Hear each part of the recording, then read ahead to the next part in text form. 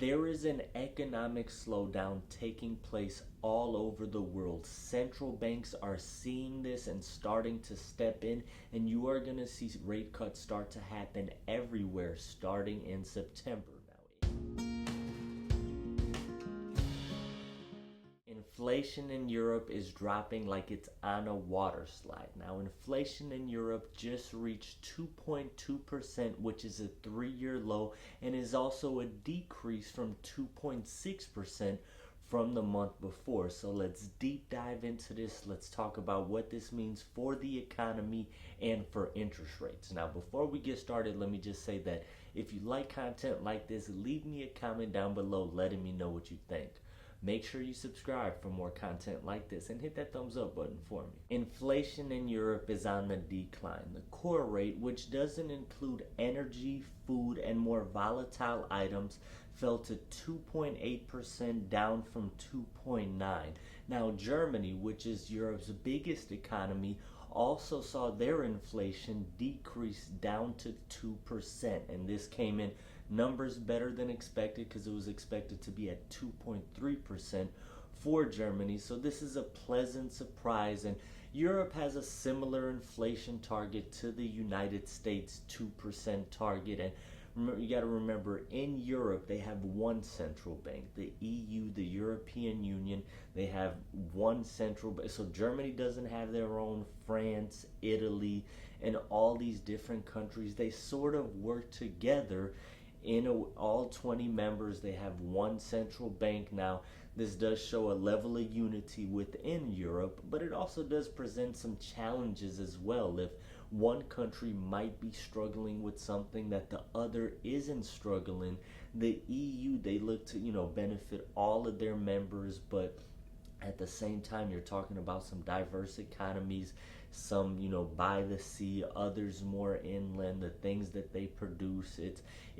There's some challenges that come along with, being a part of the European Union, but at the same time, the continent as a whole looks to work together to strengthen all of their members. This inflation data puts Europe right in line to do a rate cut in September. Now, the EU did do a rate cut back in June. It was their first rate cut since 2019, and that took their key rate down from 4% down to 3.75. Now, inflation is starting to get close to that target number that everybody is looking for, 2%. They did make the comment though that it might be a bumpy ride to get down to 2%. So if we're talking about the core one, 2.8, or the one that includes the more volatile things, 2.2. But if you're looking at the core, you might have some up and downs before you get to around 2.5. And to really hone in at 2%, it's not going to every single month it just goes down by a little. There might be times where inflation seems to go up by a little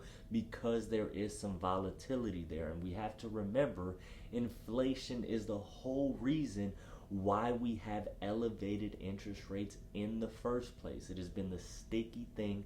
Rates have been going up for years now, and it wasn't an attempt to cool spending, to cool the economy, and we've basically achieved what needed to happen. And Europe kind of inflation getting to where you want it to be right now.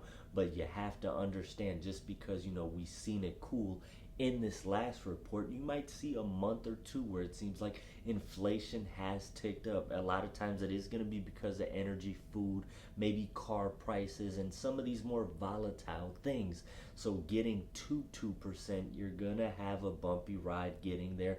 But also understand that just because 2% is a target doesn't mean that you're going to live at 2%. In a perfect world, you're going to live right on that target, but we don't live in a perfect world. It is going to go up and down, and small shifts isn't really going to make or break anything. There is an economic slowdown taking place all over the world. Central banks are seeing this and starting to step in, and you are going to see rate cuts start to happen everywhere starting in September. Now, in the EU, rate cuts are markets have already pretty much priced in 3 rate cuts this year from the EU. You obviously had the one at the beginning of the summer, you're going to have the one in September, and potentially another one at the end of the year. That is what markets say they are expecting to happen. Now, this one, you're probably going to see another 0.25%, so going from 3.75 to 3.5 as that key rate. And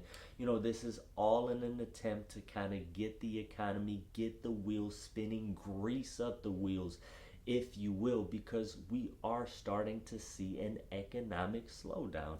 I've mentioned this before. Manufacturing has kind of started to slow down quite a bit. The labor market is starting to show weakness.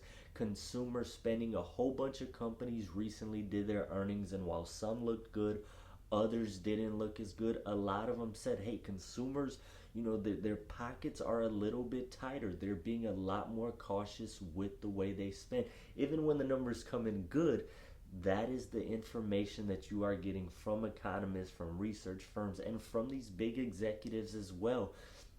With lowering interest rates, hoping to ease the burden, ease the cost of spending for consumers. At least that's kind of where we are in the economic cycle. And same thing goes for businesses as well. But in the EU, inflation is under 3% right now. It is getting closer and closer to that target of 2%, and the EU is on a rate cutting cycle. They already did one, and we have another one that's pretty much lined up to take place in September. If you like content like this, leave a comment down below letting me know what you think.